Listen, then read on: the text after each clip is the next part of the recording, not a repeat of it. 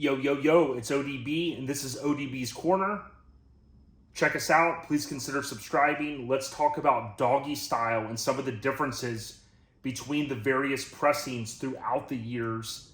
If you're watching this day one on 11/23/2023, I'm here to let you know that this is the 30th anniversary of Snoop's debut album. It dropped back in November of 93, of course, on the 23rd. I remember that because it's my born day, and it's been 30 years, and it's crazy that it's been this long. What I want to do is I'm going to go through my personal collection. I did a similar video about a year ago. I'll talk about a few of the things that I've added, some of the items you'll see here on screen, and I want to talk about a couple of the key differences. So what I want to do first is start with the tape cassette. So many of us from this era, we were still kind of transitioning from cassettes over to compact disc, also known as CDs. And this is an original tape cassette that I picked up. And back in that era, Digilog was becoming a big thing. And actually, believe it or not, tapes can sound very, very good. This is a very, very good recording, if you will, of this album. One thing to note that I'll talk about is on this original pressing, basically what we see on the back is the track listing. So there's the E side and there's the G side. And one of the key things on this cassette is on the G side, it has G's up, hose down. It also lists the next episode on the cassette. So a couple of things to point out. G's up, hose down. Basically, what's been reported is it was only available on the first 100,000 pressings of the album. We'll talk more about that. The other notable thing is the next episode. This track never appeared on the album. It was incorrectly printed. This track has since leaked in very low quality version. It's, of course, out there in the web, so you can check it out. But this is an original cassette, so we'll put this one to the side. This was a repress, so I think it's called Tapehead City or Tapehead. They were commissioned a couple of years ago before Snoop acquired Death Row Records, and apparently, from what I understand, they were commissioned to do some reprints, if you will, of cassettes, and apparently they do this throughout the industry. And what they did is they launched several Death Row classics. Now, it is important to remind everyone that this album came just about 11 months after The Chronic. So Snoop is introduced in April of 92, aka 9 Deuce, and that comes out on the Deep Cover soundtrack. That track is not owned by Death Row Records, and it's one of the reasons why it's not available to stream. For whatever reason, Solar actually owns the rights to that track, and you would think that they would want to put it out, but they haven't. So basically that kicks off Snoop's career. 12/15 9 Deuce back in 92. The Chronic drops. They, of course, come out with several, if you will, singles. And by that time, Snoop is basically becoming a superstar. This album was supposed to come out in September. There's not a lot of information about that. There's a Rolling Stone article, or a cover rather, that kind of aligns with that release, which would have been in September. But basically the word is, everything you read is the album got pushed back a couple months. Dre continues to work on it up until basically the last minute. Different retailers were threatening to cancel orders if they couldn't get this album in time for that holiday season. And of course, it comes on 11/23 of 93. The key thing was, I'll point out that back in that era, these new music was released, or new CDs, cassettes, LPs were released on Tuesdays. So we actually had to go to the record store, to the music store on Tuesdays to make our purchases. Let's take a look at the CD. Now, as we continue with the compact disc, I have two versions of it here, and I want to point this out. This is actually my CD compact disc that was purchased on 11/23 of 93. And it's ironic because I used to keep all of the receipts for all of my CD purchases. And I think in the late 90s, early 2000s, I purged them all thinking, hey, what the hell? Why does that matter? It would have been cool to still have the receipt with this to kind of show the date that it was purchased. But basically, like I said, on Tuesdays, back in that era, we had to go to the music store. That's how we picked up our new music. Now, of course, new music is released on Fridays, kind of a more consumer-friendly day, end of the week, and that's what we get now. Now, on this pressing, you basically have the same thing that I mentioned on the cassette. You have G's Up, or G's Up, Hose Down listed. You also have the THA next episode. Now that track don't confuse that with the track that ends up on the 2001 song, The Next Episode. It's a totally different track, and this beat eventually makes its way to Warren G, if I remember correctly. So I could talk more about that in another video. But basically what you have here is the original compact disc. Now the difference is, like I said, when after that first 100,000, we don't know if that's split between the compact disc, the cassette, and the LP, but let's just call it what we understand is 100,000. That'll come up to play here in a minute. This compact disc is literally the same number. So a lot of times if you're on Discogs or you're a collector or you're looking for an original pressing, we'll look at these different numbers on the back right here with the barcode. And if we do that, we see they're both 6544-2 or 6544-92279-2. So they're exactly the same, except for if we take a look at the track listing here, it is different. Now there was a sample issue with the track G's Up, Hose Down, and that track was basically omitted at that point. Now, Snoop, I have seen different videos where Snoop mentions that. I think he's got his YouTube series that he does. Someone was interviewing him, and I think the most I've really seen him say is there basically just was that sample clearing issue. But no one's really went into the story of like, how did it happen? You know, how does someone within the industry at that point like forget to clear the sample? Was there confusion?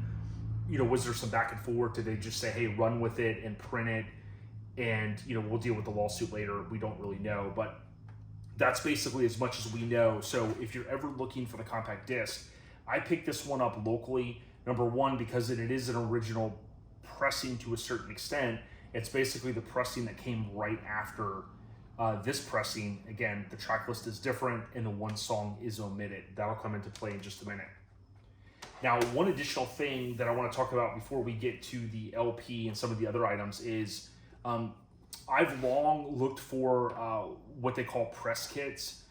I'm into 60s Lincolns, the four-door convertibles, and I'm often looking for different things that was like from Ford or Lincoln Motor Company from that era. You got to remember, before the internet, the way the press was informed of things is you had people within the industry that would send out press kits or you know, different information that would go out to the media organizations, and that's exactly what this is. And these are pretty rare these days. Basically, the cool thing about it is it says Snoop Doggy Dogg. That's what he was known as when he first came out. It's got like a bio here. It starts with Snoop Dogg was born in '71 in Long Beach, East Side, 21st Street, just south of Compton, California. Now, it's also notable that you've got Joe Cool, who did the artwork for this album. What you see is the famous bricks. They do look a little bit different, but I would assume that Joe Cool did this artwork as well. I forget if it mentions his name. On the inside, there's additional information that kind of goes through, again, a bio. It talks about on learning to rap, on Doggystyle, on being labeled a gang member, on Dr. Dre, on success, on being real. So you see that it's got that similar artwork there with kind of the Starry Night, which is the same as on top of the famous Doggystyle artwork. And then the back, again, you just see basically the night sky. What we see here is Death Row Records, Wilshire Boulevard, that famous location that they had for a long time. And this is part of the press kit. Now, the full press kit came with, I believe, 2 photos. And a lot of times those photos would be listed as that they could be reproduced, and what they were hoping is that those different news organizations would use some of that information to help craft a story, use that image.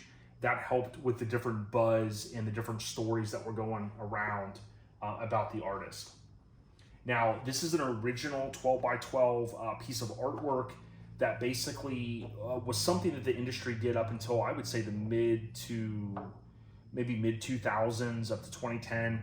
And I think with the course of time and the shift with people streaming, you don't see these as much. But basically, it's a 12 by 12. A lot of times you drive kind of in the city or the inner cities, you'd see a lot of these slapped up and taped everywhere, kind of the street teams. And what this basically is it replicates the artwork for the LP or the CD or the cassette in a full 12 by 12. And then the back, typically with these, the back would have something on them as well. Now I have one of these for the Chronic, which is original, and mine does not have anything on the back. So this is a cool item. You can typically pick these up. People, got these from record stores. We would go shopping locally here in Tampa, and they would often have these. And I have these for a lot of different albums. I collect these, but this is kind of a cool thing. You can typically find these out there, and this is an original one. Now, before we look at the next few things, I'll mention this. The closest I've ever gotten to Snoop, there's two items there. Number one, my friend Tony Bolin, which we call him Boss Bolin, he sold a 58 Lincoln to Snoop, and that car got delivered the weekend of the Super Bowl performance, or it was the week of. The car was delivered up to the Carolinas. His guy, Stitch, did the car, and then it was delivered to California. That's pretty cool. I got a chance to drive that car. That car's been to my house. And of course, Snoop had that car fully customized. In addition to that, when Snoop came for the Snoop pool party at the Hard Rock, Ice-T was here as well with Coco, and we got a chance to see him there. He kind of just did like a DJ set. It was pretty fun, but that's as close as I've gotten to Snoop. I hope to one day have him sign some of these items. Now, something that came out this year, again, with the 30th anniversary of the album, you basically have the Pop. So these are by Funko. And it's hard to pass these up. I mean, I want to say this was $20 or $25, and the packaging's pretty cool for any fan of a particular artist or, a different label or an album. These are certainly pretty cool to pick up. It basically features the artwork in the back, and then you've got the Funko Pop Snoop there. You've got, again, what you saw in the back of that 12 by 12 a second ago, that same font, that same logo that was used heavily in that era, and kind of maybe still is to a certain extent. But this is a pretty cool item, and I had to add this to the collection for, again, $20, $25. I couldn't pass it up. Now, what I want to do now is let's take a look at the LP and one of the singles that I have. Now, as we jump over here, I'm going to talk about a key thing and one of the differences in these 30th anniversary albums that came out. It's a little crazy what Gamma did, and I kind of just put two and two together. I didn't even realize it until recently, but I want to ask you, if you get a chance, if you like this content, please subscribe. There is a Death Row there is a Death Row playlist here on the channel. So anything that ties into Death Row that I've ever done is all in that playlist. I'll try to link to that playlist at the end of this video if you want to check out. I figured out where the Chronic album cover was shot. That's a cool video if you want to check that one out. I talk about how I figured it out and where it's at and that whole story behind it. So basically, again, 11/23/93, you fast forward 30 years, we're here now. You have the 30th anniversary. So this was super cool. I wished that more of my favorite artists would do things like this.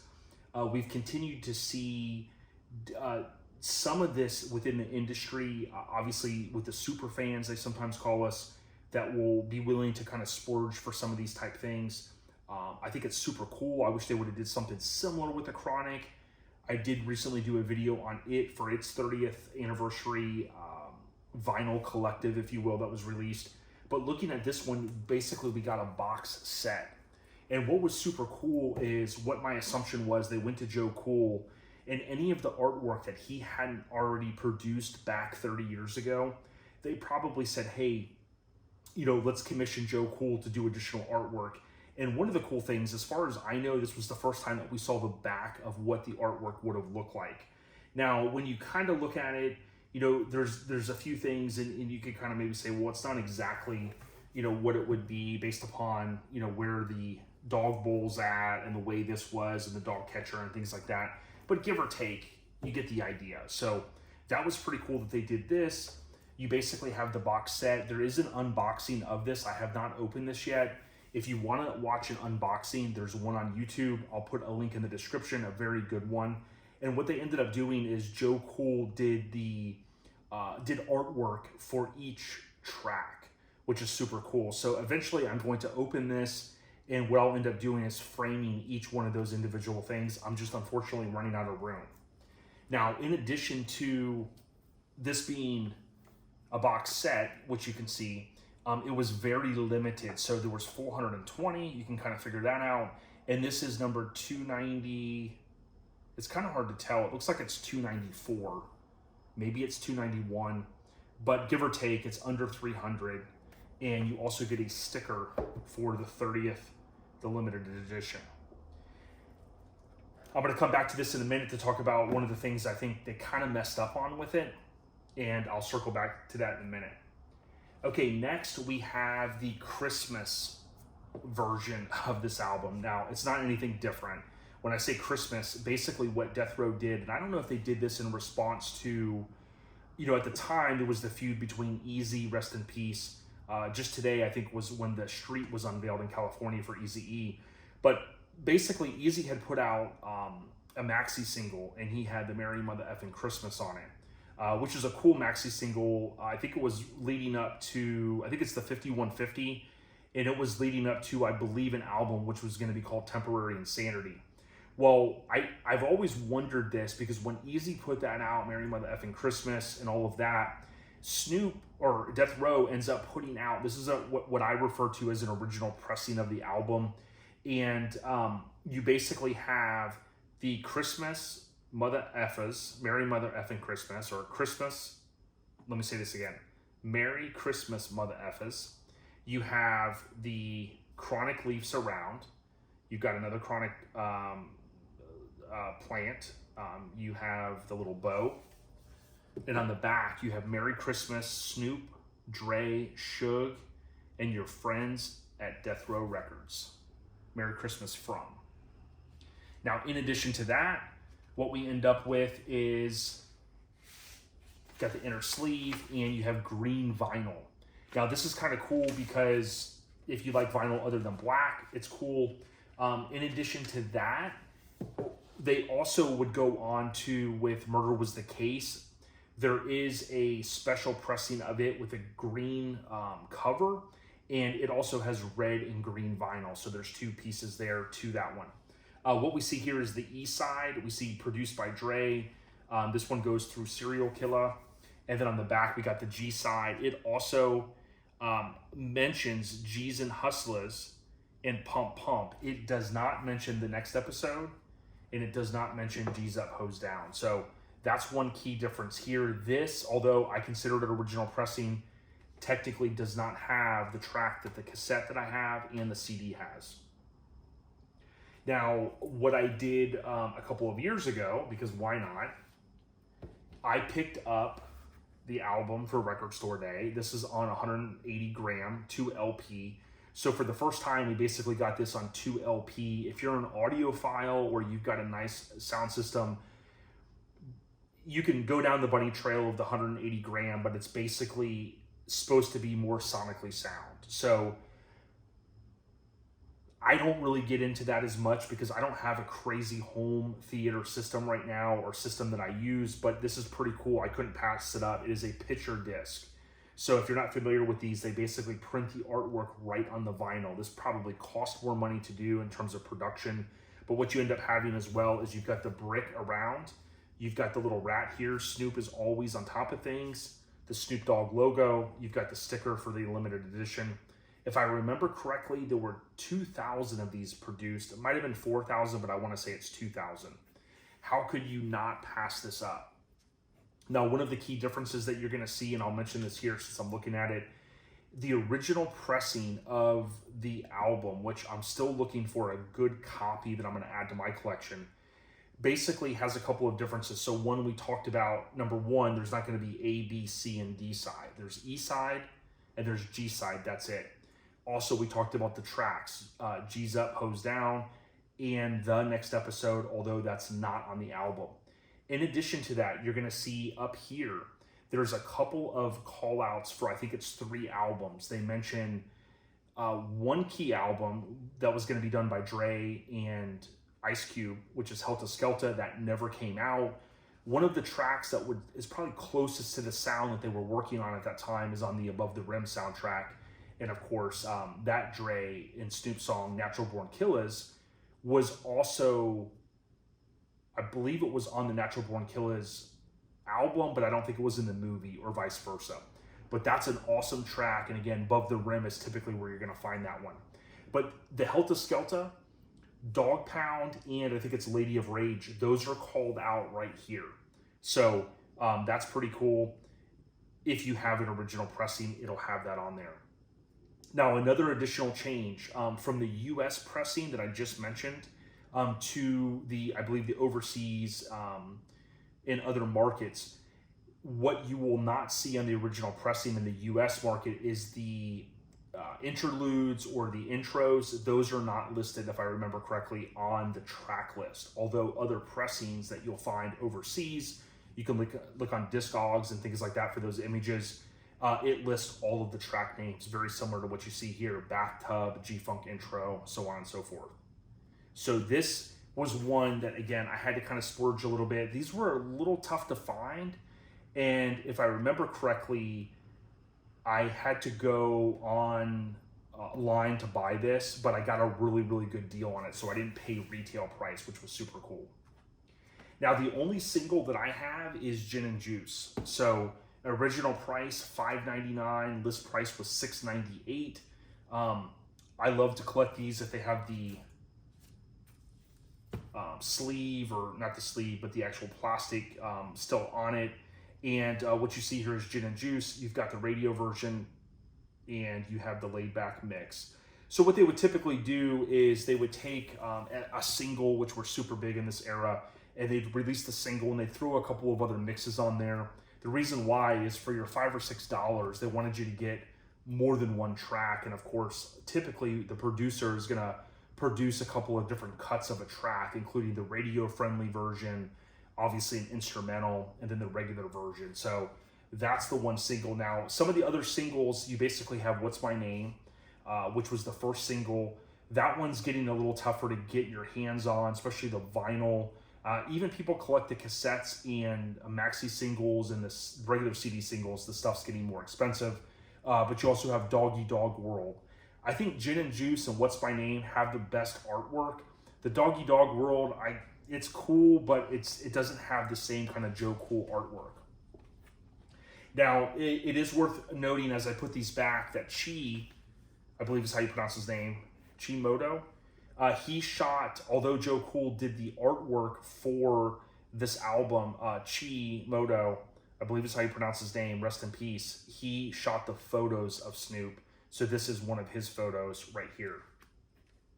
Now, the last thing I want to talk about, and we'll wrap this video up, is on this album. So this is the 30th anniversary box of this. So I talked about there's 420 of these. Gamma, I think, is a big name out there in the industry now. I don't know a lot about them. They put this out. This is super cool. This pretty much has everything you would want. But where I think they messed up is they do not have G's Up, Hoes Down on this. I do not know why. And the ironic thing about this is the version that they're selling right now that's going to go, I think it's going to ship on 11/24 of 2023, so in a couple of days. Basically, that version they have been promoting in social media. They have it also promoted on their website. They mentioned G's Up, Hoes Down was on the first 100,000 pressings. They mentioned it's kind of a lost track, and it's now going to be on that pressing for the first time in 30 years. So they're trying to kind of get the buzz out of that, and more power to them. But this is the exact same version without, number one, the box, the additional artwork. You've got the same sticker. You pretty much get, you're supposed to get, in my opinion, the same thing with this. Of course, you're spending a little bit more money. I think the retail on the version I'm talking about now is like about $35. These, at one point, I did not pay retail. I don't know how I got this for such a good deal, but these are going for like $150 to $200 now. So for whatever reason, this version that they did, I don't know if it was an afterthought or what they ended up doing, but this version, as you can see right here, does not have G's up, hose down. So from a collector perspective, if I really wanted to, I could go buy that other Gamma version, spend another $35. I may, just to do it. But at the same time, it's like, how many copies do you need? Now, in closing, the only other copies over the course of time, and if you really go down the bunny trail, there's a ton of different versions. Over the course of time, Suge, shout out to Suge Knight. I mean, he helped create this label, and he really drove a lot of awesome artists to make great music and put out great content. But over the course of time, like, this album's been re-released with the videos and DVD-ROM and CD and things like that. But for the most part, what I'm covering are the main overall differences. The bottom line is the music typically is going to be the same. If you're an audiophile, you may really be looking for a certain pressing of it.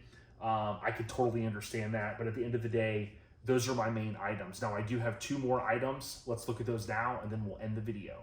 All right, so in closing, I want to say, if you can leave a comment, even if it's a thumbs up emoji, like this video, and consider subscribing, I really appreciate it. I'm going to be talking a lot more about this kind of content on my channel here, Our Lifestyle Podcast, short for OLP, and we talk about a lot of different topics, including hip-hop.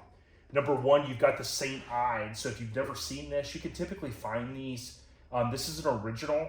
Joe Cool also did this artwork. This is what you'll also see on the Gin and Juice type artwork from that era. Pretty cool. St. Ides, the alcoholic beverage company. Of course, they had deep inroads with the hip-hop community back in this era. There's a lot of cool rap videos. There's a cool Notorious Big track that ties into the Dog Pound. If you go down that bunny trail, I'll talk about that in the future. But this is a super cool poster, and I recently put it in a frame. It's not the exact size frame, but I will tell you, it's hard to find a frame for that size. Speaking of hard to buy or hard to find a frame, this is an original poster, Snoop Doggy Dogg from Doggystyle, back in that era, of course, and you've got the printing on the bottom that kind of reinforces some of that. This was a super cool poster. I had to add this to the collection. You've got Snoop in the flannel and the Dickies and the Chuck Taylors, and of course he's got the Chronic Leaf, and just an awesome piece of artwork, poster, if you will, from the era of Death Row Records. So let me know what you guys think. Do you think Death Row's headed in the right direction? It seemed like for a while they were talking about releasing new music with inmates and things like that. I don't think that's come to fruition. Me personally, I hope they continue to open the vaults maybe and release some things, help the artists get paid that maybe haven't gotten paid in the past from different shelved projects. But with that being said, I'm going to go into some B-roll footage now to kind of show you guys some close-ups of this. Thanks so much for watching, and stay on the rise. Doggystyle, you know how we do. And don't forget to check out our recent merchandise release where we pay homage to Doggystyle via a shirt with a mini truck on it, as well as other merchandise. We out ya.